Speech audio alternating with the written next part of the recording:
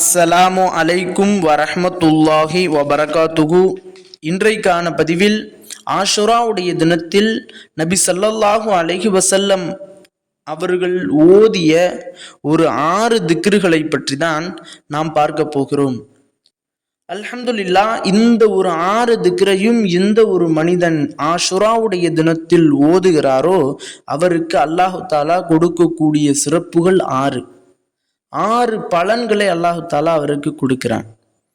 முதலாவது, இந்த ஒரு திக்ருகளை நாம் பார்ப்பதற்கு முன்னால் இந்த திக்ரில் என்ன சிறப்புகள் இருக்கின்றது, இந்த திக்ரை ஓதினால் நமக்கு என்ன பலன்கள் கிடைக்கின்றது என்பதனை நாம் முதலில் தெரிந்து கொள்வோம். முதலாவது, இந்த 6 திக்ரையும் நாம் ஓதுவதின் காரணமாக அல்லாஹு தாலா நம்மினுடைய வாழ்வில் எவ்வளவு கடன் இருந்தாலும், அடைக்க முடியாமல் எவ்வளவு கடன் பிரச்சனை இருந்தாலும் கடன் பிரச்சனையை நீக்கி நம்மை கோடீஸ்வரனாக மாற்றுகிறான். இரண்டாவது, திருமணமாகாதவர்கள், திருமணம் நடக்காமல் இருப்பவர்களுக்கு இல்ல திருமண வாழ்வை அல்லாஹு தாலா ஏற்படுத்தி தருகிறான். நல்ல சாலிகானவர்களோடு அல்லாஹு தாலா அவருக்கு திருமணம் நடக்கக்கூடிய அந்த பாக்கியத்தை கொடுக்கிறான். மூன்றாவது, தொழில் இல்லாதவர்களுக்கு எதை தொட்டாலும் சோதனை.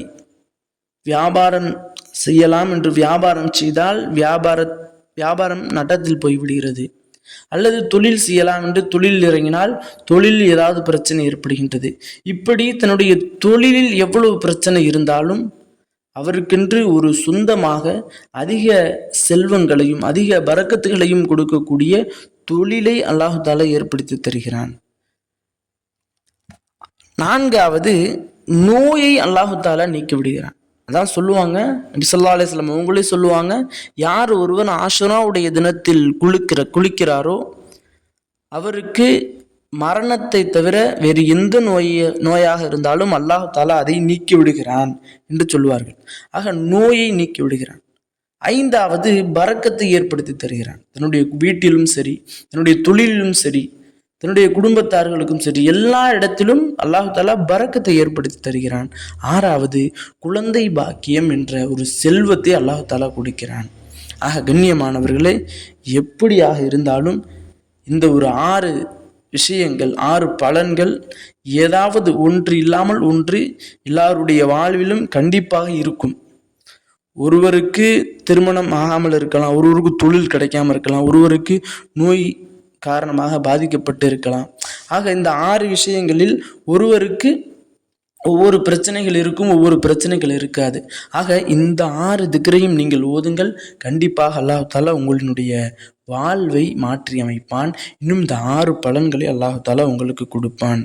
முதலாவதாக என்ன ஒரு திக்ர் என்றால், 11 தடவை நபி ஸல்லல்லாஹு அலைஹி வஸல்லம் அவர்களின் மீது ஸலவாத் சொல்லிவிடுங்கள். இரண்டாவது, 11 தடவை அஸ்தகுஃபிருல்லாஹ் என்று சொல்லிவிடவும். மூன்றாவது, 11 தடவை சுப்ஹானல்லாஹி வல்ஹம்துலில்லாஹி வலா இலாஹ இல்லல்லாஹு வல்லாஹு அக்பர் வலா ஹவுல வலா குவத்த இல்லா பில்லாஹி அலியில் அலீம் என்று இந்த ஒரு திக்ர். நான்காவது, 11 தடவை ஹஸ்புனல்லாஹு வ நிஅமல் வகீல் என்ற இந்த ஒரு திக்ர். ஐந்தாவதாக லா இலாஹ இல்லா அன்த சுப்ஹானக இன்னி குன்து மினல் ஸாலிமீன்.